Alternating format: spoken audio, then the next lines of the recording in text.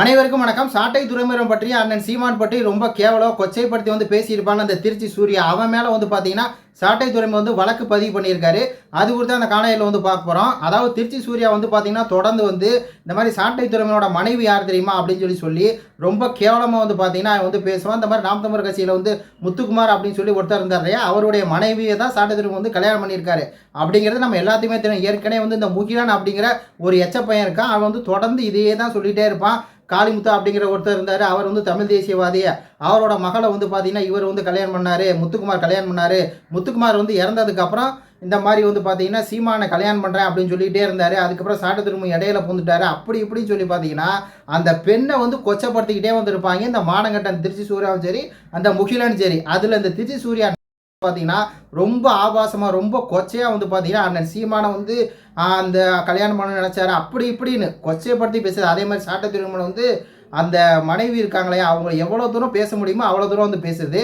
ஆக்சுவலாக சாட்டை துரைமுருகன் அந்த பெண்ணுக்கு வாழ்க்கை கொடுத்துருக்காரு. அப்படி தான் நம்ம சொல்லணும். ஒருத்தவங்க புருஷனை இழந்துட்டு இருக்கிறாங்க. அந்த நேரத்தில் இவர் கல்யாணம் பண்ணியிருக்காரு அப்படின்னா அது ஒரு பெருமையாக தான் நினைக்கணும். சரி, கல்யாணம் பண்ணி அந்த பெண்ணை ஏதாவது குடும்பப்படுத்தினாரு, அந்த பெண்ணுக்கு ஏதாவது ஒரு குடைச்சல் கொடுத்தாரு, இவர் நல்ல புருஷனாக இல்லை அப்படின்னா பேசலாம்.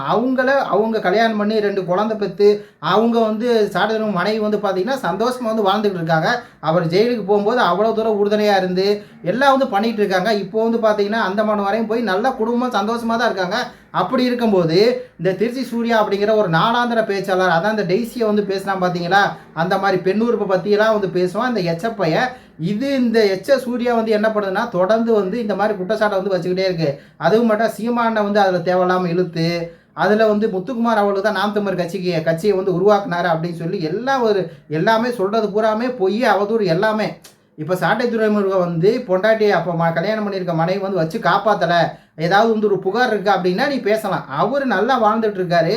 ஆக்சுவலாக சாட்டை துரைமுருகன் நல்லா தானே பண்ணியிருக்காரு. அப்படி இருக்கும்போது அதை வச்சு ஒரு பெரிய குற்றம் மாதிரி இந்த மாதிரி பார்த்தீங்கன்னா சாட்டை துரைமுருகன் கல்யாணம் பண்ணிட்டாரு, அதனால் அப்படி அதனால் இப்படி அதனால் 100 கோடி ரூபா சொத்து இருக்குது, அதனால் என்னென்னமோ பார்த்தீங்கன்னா கதை கட்டிகிட்டு இருக்கான் இந்த திருச்சி சூர்யா. நம்மளும் ஏற்கனவே சொல்லியிருந்தோம். ஆனால் அவர் மேலே கொஞ்சம் வழக்கு இலக்க போட்டு விடுங்க அப்படின்னு சொல்லியிருந்தோம். ஏன்னா ரொம்ப நாராசமாக பேசுகிறாப்புல திருச்சி சூர்யா. ரொம்ப கேட்கவே முடியாத அளவுக்கு அதில் ஏதாவது ஒரு உண்மை இருந்தால் அதை பேசலாம். ஒரு உண்மை கூட கிடையாது.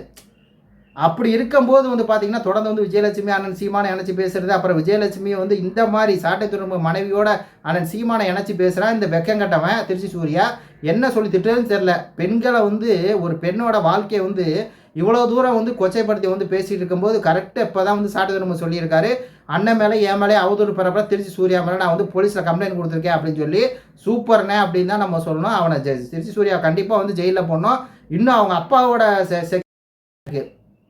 திருச்சி சூர்யாவோட அவங்க அப்பா இருக்கார் இல்லையா, அவரோட அந்த வாழ்க்கையெல்லாம் இருக்குது, அதெல்லாம் எடுத்து பேச ஆரம்பித்தோம் அப்படின்னா அப்புறம் நீங்கள் என் சேனலை பார்க்க மாட்டீங்க. பெண்கள்லாம் கூட பார்ப்பீங்க, நம்ம சேனலை பார்க்க மாட்டீங்க. அந்தளவுக்கு ஒரு கேவலமான ஒரு வேலையை பார்த்து வச்சுருக்காரு திருச்சி சூர்யாவுடைய அப்பா திருச்சி சிவா அப்படிங்கிற ஒரு அப்பா. அந்த ஃபோட்டோ எல்லாமே இருக்குது. அதை வச்சு நம்ம பேச தெரியாதா? எதுக்கு நம்ம பேசலை? அது தனிப்பட்ட வாழ்க்கை, அது வேறு, அரசியல் வேறு. அரசியல் விமர்சனம் இருந்தால் அதை வச்சுட்டு போனோம். அதை விட்டுவிட்டு சாட்டை துரைமுருகன் மனைவி வரை இழுத்து அது கொச்சைப்படுத்தி கேவலப்படுத்தி முகிலன் அப்படிங்கிறவனை ஃபஸ்ட்டு இது பண்ணணும். அதுக்கப்புறம் இந்த திருச்சி சூர்யா அப்படிங்கிற ஒரு கேவலமான ஒரு பிறவியாக இருக்குது. அதுக்கு கம்ப்ளைண்ட் சாட்டை துரைமுருகன் கொடுத்துருக்காரு. இது பற்றி உங்களுடைய கருத்துக்களை சொல்லுங்கள். நன்றி, வணக்கம்.